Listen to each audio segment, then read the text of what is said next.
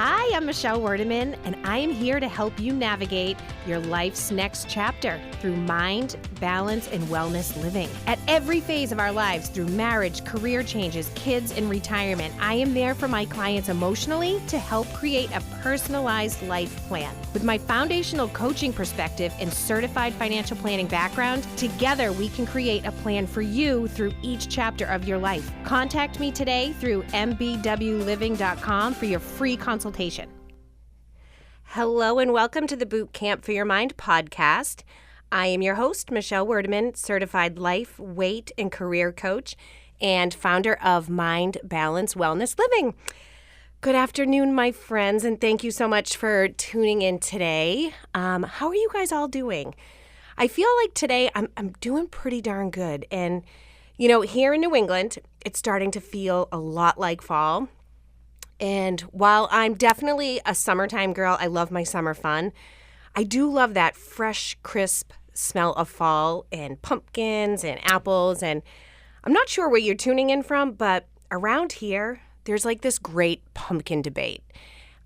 Usually you either love them or you hate them. And I think it's because they try to make everything pumpkin these days. So it's kind of like a pumpkin overload. But to each his own, you know, whatever makes you happy. I enjoyed my first pumpkin beer of the season last week, and it was delicious. So, anywho, so today I wanted to continue talking about emotions. And if you haven't had a chance to listen to my podcast from last week, check it out because I talked all about how our thoughts are directly linked to our emotion, and nobody else is responsible for how we feel. And I know, nobody likes to hear when I tell them it's not their husband or their children or their mother-in-law that's making them feel a certain way, and it's their own brain.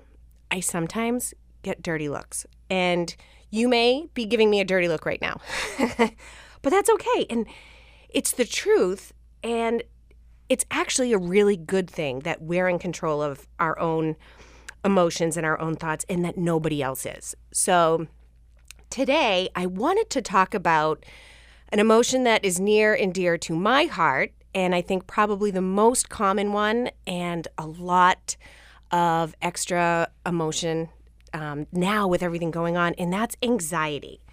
And anxiety and I go way back to my early 20s. So I thought this episode was a great way to be real about it and share with you my experience and some of the tools that I've learned over the years that help me cope with my anxiety. So I'll start with telling you my personal experience with my first panic attack. And I experienced this panic attack, which I didn't know what it was at the time, down on Cape Cod in a Blockbuster.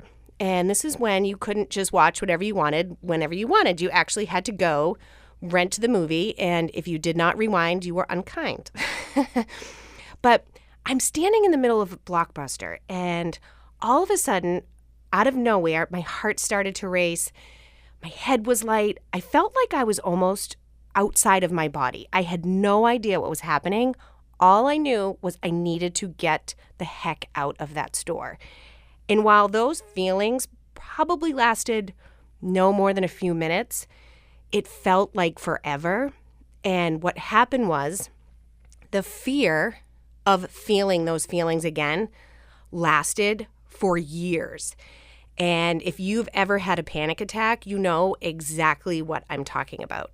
So that was my first of many panic attacks. And it got to the point where I started to avoid places. I would avoid crowded malls or grocery stores during peak times, even work on occasion. And people would ask me, like, what are you anxious about, Michelle? And I couldn't tell them because there wasn't anything in particular.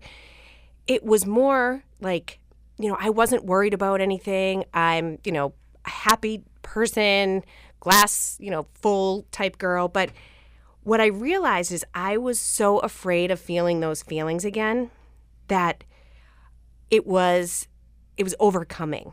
And I realized I was anxious, literally about being anxious. I was afraid to feel. And the thing with these emotions and trying to fight them so much, I was essentially really just putting gas on the fire. I kept looking for solutions on what would make my anxiety just stop. Like, what was out there that could fix me and guarantee I could never feel like that again? And if I did, how could I stop it immediately? So I went through, numerous self-help books and workbooks. Some were better than others, and they were great, and I learned a lot. But there was one particular book that I came across, and it was called At Last a Life by Paul David. And I can't tell you what that book meant to me, because he used this example of if you went to the doctor and the doctor said to you, you have a broken leg. Would you go home? And he would tell you, you're in a cast for 6 weeks. Okay. Would you go home and start Googling, how do I fix a broken leg sooner? Or how do I, make this broken leg go away? So it made me realize I had to stop trying to fix that feeling. I had to recognize what it was. And I'm getting goosebumps because I just remember reading that and thinking of that analogy, being like, oh my God, like that's so true. And I coach a lot on that now because, like I said last week, as humans, we don't like to feel negative emotion. We would prefer to be happy all the time, but it's not reality. That's not part of the human experience. Negative emotion is part of the human experience. So back to, anxiety. Anxiety is basically just a part of life, a healthy amount, that is. It's what kept us alive in the caveman days. It kept us alert. It caused us, to fight if we needed to or flee certain situations. And nowadays, it's not as necessary as it was before, but our fight or flight responses are still there, and they see situations as being a threat even when they're not. So if you think about it, anxiety is it's a feeling, it's a vibration in our bodies. So for me, it's tightness in my chest, an upset stomach, it's sweating. Some people will experience tingling or lightheadedness. What happens often is when we start to experience these emotions, it's our reaction to it that compounds and makes it worse. So like for me, it used to be, and it still happens on occasion, and I just have to be aware, but I'll start to think like, oh God, it's happening again. Like, what's wrong with me? I don't want to feel this way. This is awful. What if I pass out? Well, thinking all of those thoughts will just make the anxiety worse and worse. And it would become a vicious cycle. And this is literally what happened to me for years. I used to want to flee or flat out just avoid a situation. And I remember being at the grocery store, a couple times, and I'd have a cart full of food. And the minute that I would start to get this, these uncomfortable feelings, I would literally leave my cart and walk away. And on that note, I do apologize to those workers at Star Market in Brighton that had to deal with that on occasion. But thankfully, I was just shopping for myself and not a family, so hopefully it wasn't too bad. But you see where I'm going with this. It was my reaction that was compounding with my thoughts, making it so much worse. It was that fight or flight kicking in. My brain didn't know I actually wasn't in danger. It didn't know that I was just walking down the grocery store deciding what kind of toothpaste to buy. Like, my brain just knew it was uncomfortable, and it did what it was designed to do, and that was to flee the situation. So what do you do when you start to feel these physical sensations? And this is what I've learned over the year.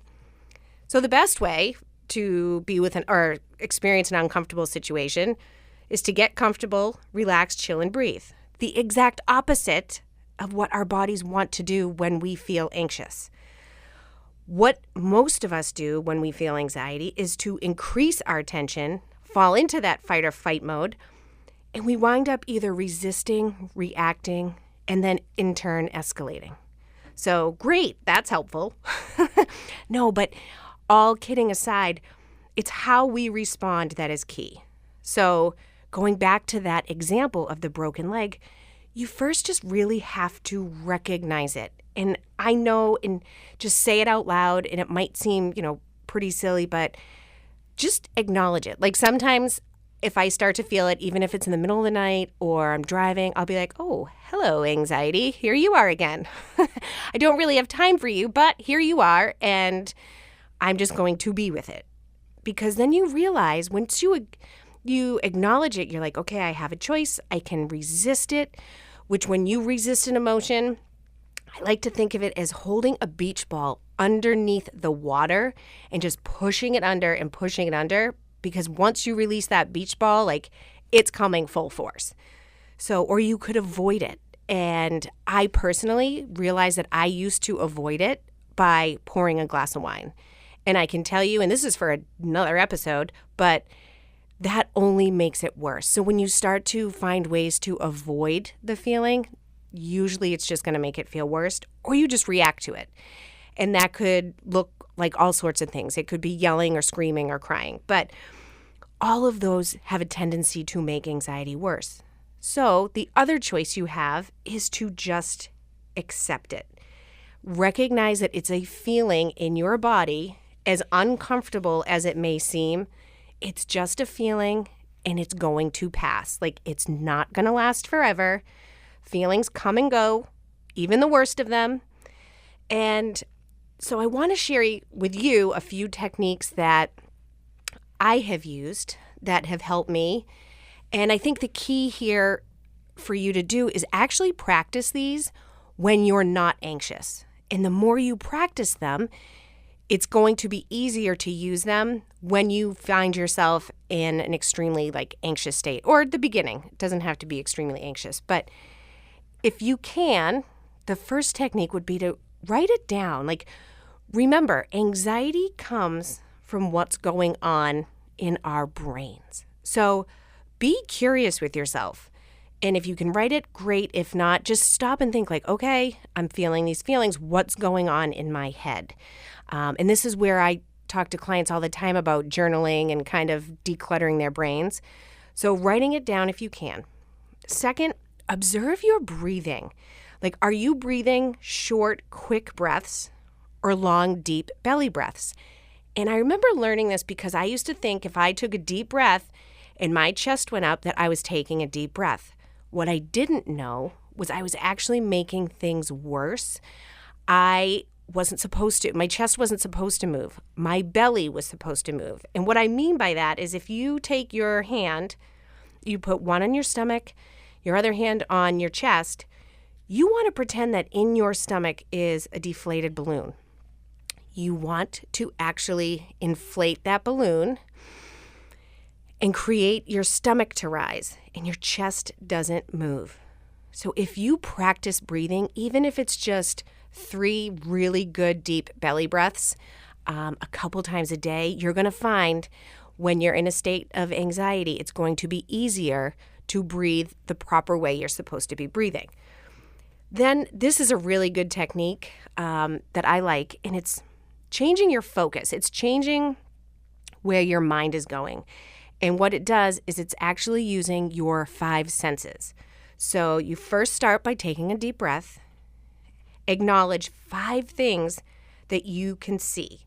So you want to use your vision sense. You want to look around and identify 5 different things that you can see.